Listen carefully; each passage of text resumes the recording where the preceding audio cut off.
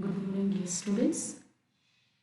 Today again we are continuing the organic photochemistry.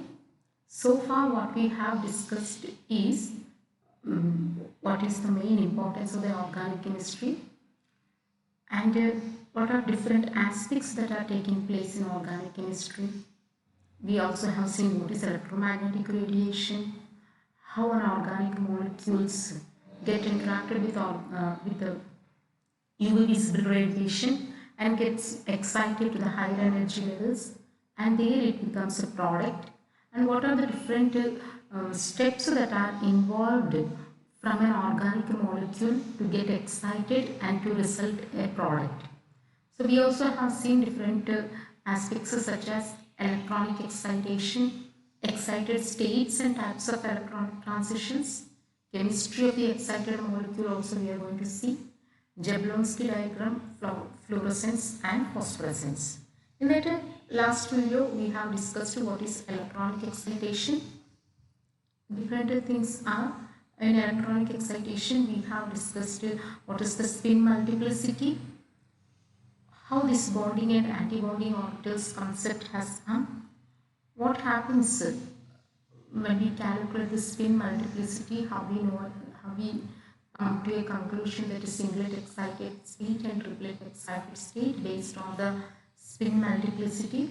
And we also have seen different energy levels of these molecules, what happens in each state, how these transit. Then we also have seen next the types of transitions, the selection rules which are governing these types of transitions, such as a selection rule based on the symmetry, selection rule based on the concept of energy. Okay, so there again the last we have concluded our last video with the absorption maximum shifting to the longer wavelength is known as the bathochromic shift. Absorption maximum shifting towards the peak intensity shifting towards the lower wavelength is called hypsochromic shift. If percentage of absorption intensity is higher, then we know it as the hyperchromic shift. If it is low, that we call it as a hypochromic shift. Today we are going to see actually in details what is the effect of the solvent. What is the effect of the solvent on the peaks? Whenever we are doing a studies organic molecule, we need to dissolve or we may need to identify a suitable solvent before we go for this characterization or before we undertake any studies. So what happens if we change the solvent in the organic solvent of the organic molecule? What are the different changes that can take place in the absorption band? So we are going to see influence of the solvent. We are going to see influence of the solvent on the position of the absorption band.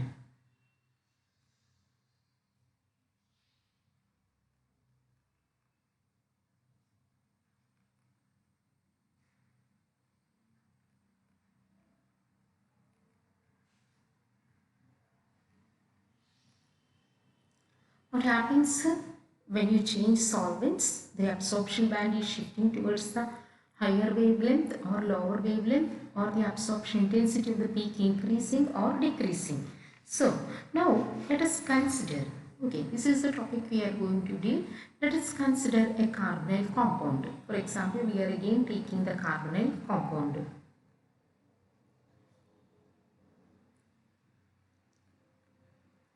From the previous classes itself, we understood that carbonyl compound such as ketone,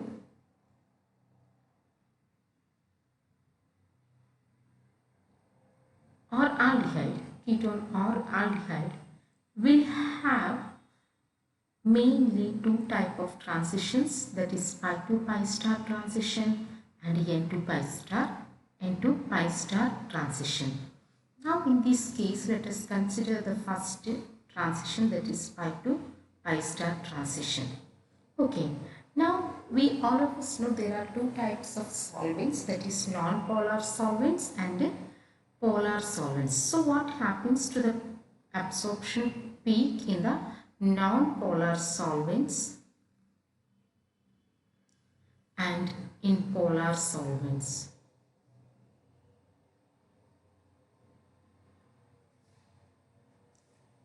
In polar solvents. Okay.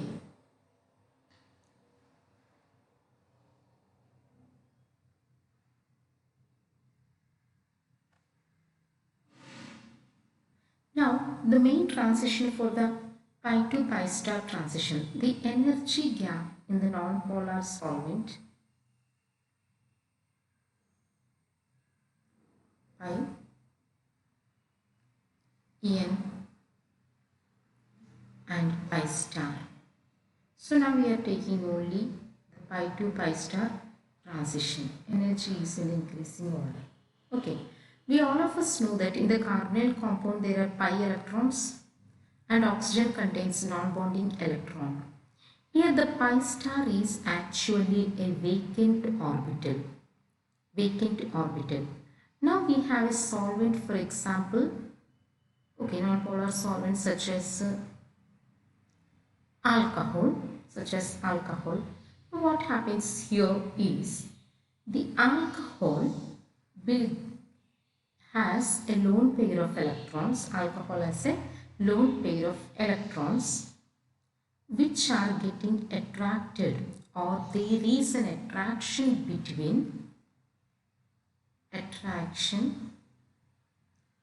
between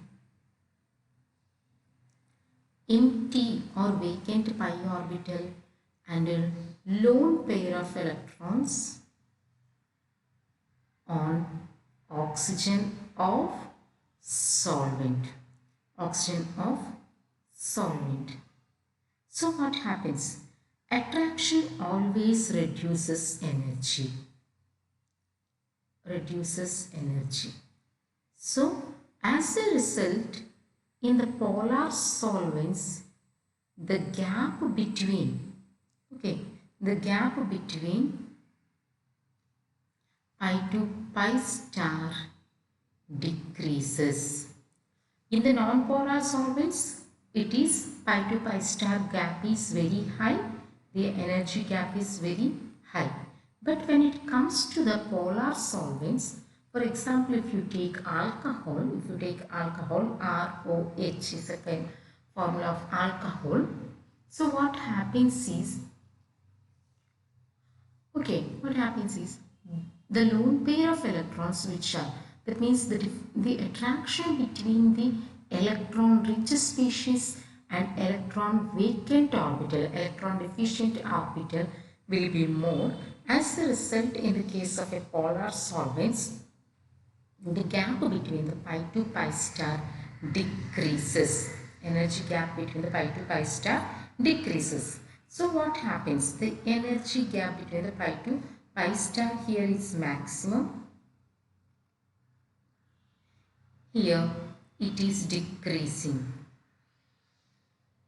We all of us know that E, energy is equal to h nu, that is equal to hc by lambda. Energy is inversely proportional to the lambda. Here the energy gap decreases. Energy gap decreases. That means wavelength increases. As a result, the absorption maximum,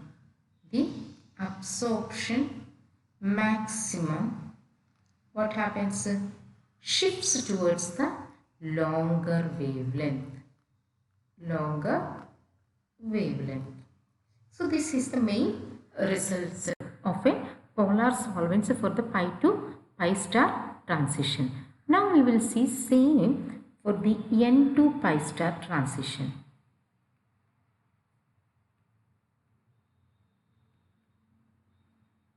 Again we will take non-polar solvents. Again here polar solvents. Here transition is same carbonyl compound n to pi star transition. Now in non-polar, the energy gap between non-bonding, sorry, it is a pi electrons, non-bonding and pi star. Okay, it is a sufficient gap. Okay, now when it is kept in a polar solvents such as alcohol, there is actually an interaction between okay, carbonyl compound has a lone pair of electron on the oxygen. Same way there is an hydrogen in the alcohol. So there is a tendency for the intermolecular hydrogen bonding. Intermolecular hydrogen bonding between the carbonyl compound oxygen, which is having a lone pair of electrons, and the hydrogen of the alcohol group, polar solvent group. As a result, the gap between the N2 pi star increases. Energy gap increases. So, energy gap increasing means wavelength decreases. So, absorption maximum shifts towards the lower wavelength. Lower wavelength shift is, so in polar solvents, pi to pi star gives a peak bathochromic shift, and in the same or carbonyl compound, the N2 pi star shift is towards the hypsochromic shift. Okay, this is the main effect of the solvents. Now we are going to see another important concept in the organic photochemistry, that is Franck-Condon principle.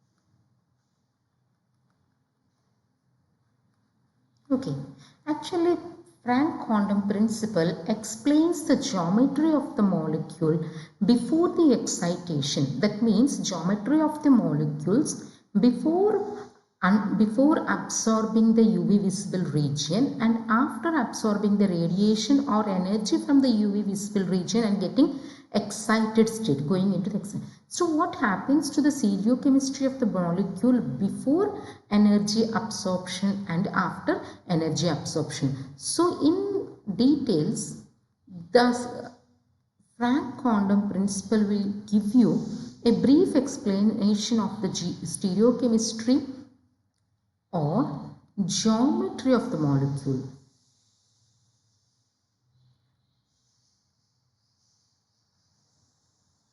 Geometry of the molecule. More than stereochemistry we have seen in the electronic types of transitions. If it is a triplet state, if the molecule is coming, product is derived from the excited triplet state, then we called it as non-stereospecific, and if it is from a singlet excited state, we called it as a stereospecific. But mainly Franck-Condon principle will give you a brief explanation of the geometry of the molecule before the excitation and after the excitation. Okay, actually what happens when does the geometry of a molecule change?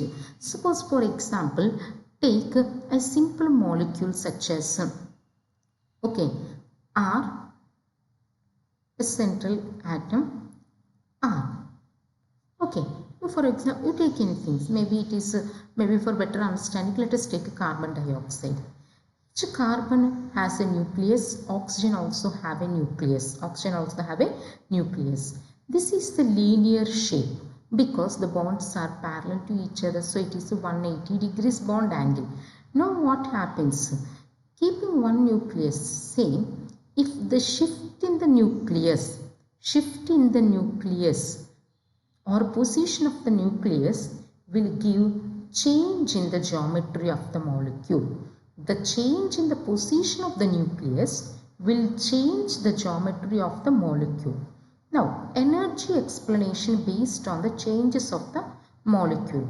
We know that what happens when an organic molecule absorbs energy from the electromagnetic radiation. Organic molecule A is absorbing energy from an electromagnetic radiation, that is EMR.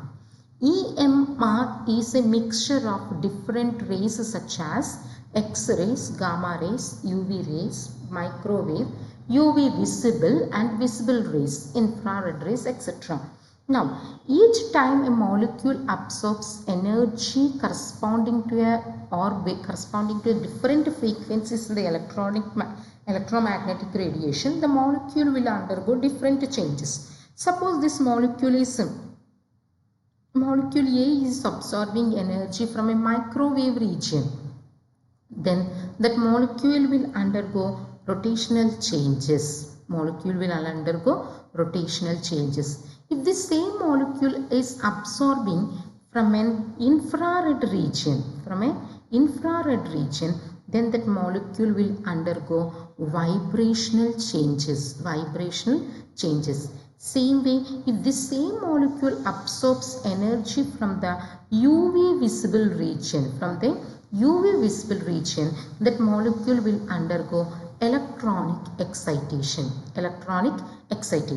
Now, the energy required for a molecule to undergo an electronic excitation is very, very high.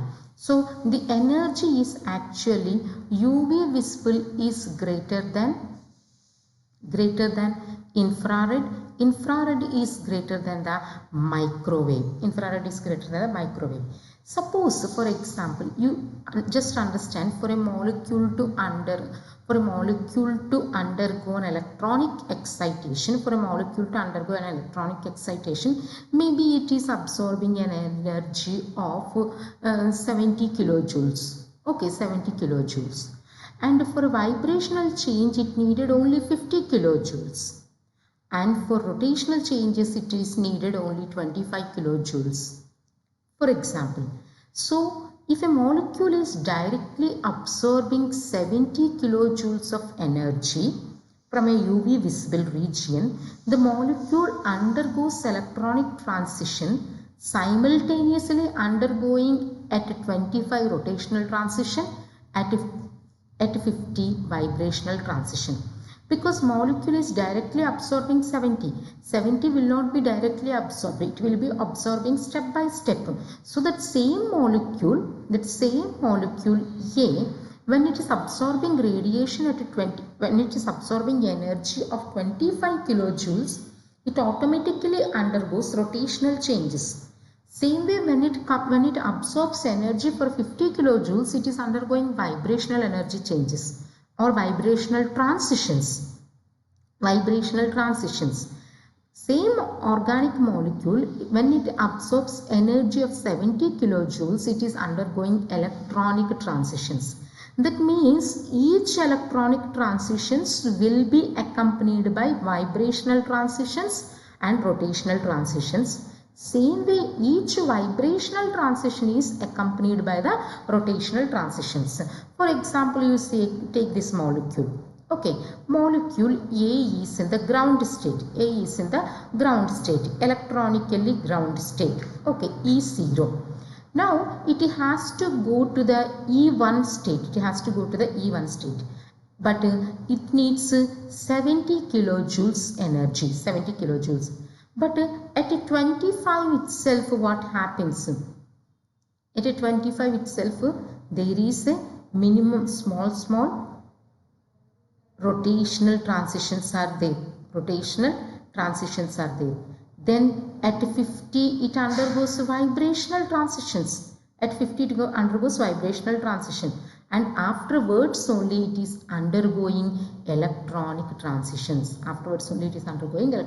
So each electronic transition is accompanied by vibrational transition, and each vibrational Vibrational transition and rotational transition, and each vibrational transition is accompanied by a rotational transition. Okay, now let us consider electronic. Then what happens is the time taken for the transitions, the time taken for the transition. For example, I will be explaining to you clearly this diagram.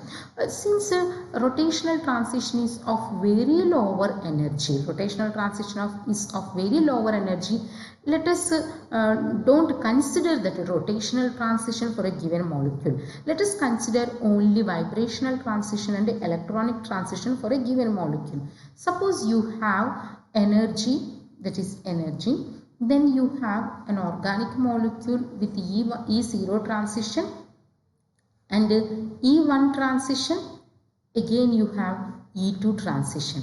That means an organic molecule after absorbing energy will go from E0 to the E1 excited state, then or from the for the E2, whatever may be the excited state.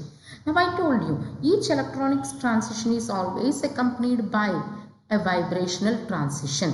Vibrational transition V2, V3, V4. Okay, so this is V0 level, V0 level. Now what happens? This is V0 level. Okay, here is V1. This is V0 and this becomes V1. Okay, now what happens?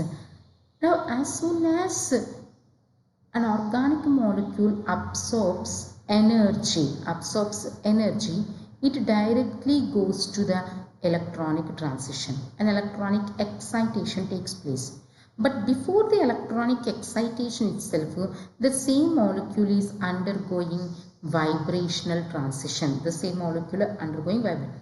Now, the time required for a molecule to go from E to E1 level is 10 raised to minus 15 seconds. And for the same molecule to go for a transition is V 10 raised to minus 13 seconds. All of us know 10 raised to minus 13 is actually more than the 10 raised to 50. The time required for a molecule to undergo electronically excited state and vibrational changes decides the geometry of the molecule, because electronic excitation will not decide the geometry of the molecule, but it is only the vibration of the bond between the molecule. Only because of the vibration only the nucleus of the molecule can change, and the change in the nucleus will bring a change in the geometry of the molecule, whereas the electronic excitation will not give any change in the molecule. So what happens? The molecule to undergo an electronic excitation, you need 10 raised to minus 15 seconds, which is very quick, very quick. But meanwhile, it has to undergo vibrational changes. Since here, even though a molecule is undergoing electronic excitation from E0 to E1, here the vibrational change is not much taking place. It is an internal vibration. Okay, it has to come from the V0 to V1 level. V1 level only, then only we can say vibrational excitation has taken place. But it is not undergoing a vibrational excitation. So there is no change in the position of the nucleus. There is no change in the position of the nucleus, and there will be no change in the geometry of the molecule. Change in the nucleus position depends on the vibrational transition of the molecules. Okay. Now, even though molecule is present in electronically, suppose there is a molecule here A, after absorbing energy, it is present as an A star, but the molecule is vibrationally still in the ground state. The electron is excited from A to A star, but the molecule is still in the vibrational ground state. So there is no change in the geometry. As a result, the molecule remains, the geometry of the molecule before the excitation and after the excitation is same. same, that is called. So internucleus distances internuclear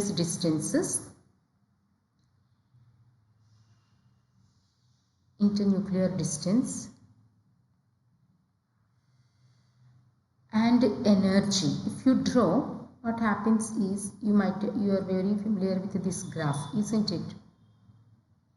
Okay, so this is an electronic, this is E1 state, this is E2 state. Here electronically excited state we have V0, V1, V2, V3, V4. Here also we have V0, V1, V2, V3. Okay, so the transition from V0 to here, from this ground level to this excited level, the bond length is 1 Armstrong unit. 1 Armstrong unit. So as a result, the geometry of the molecule does not change.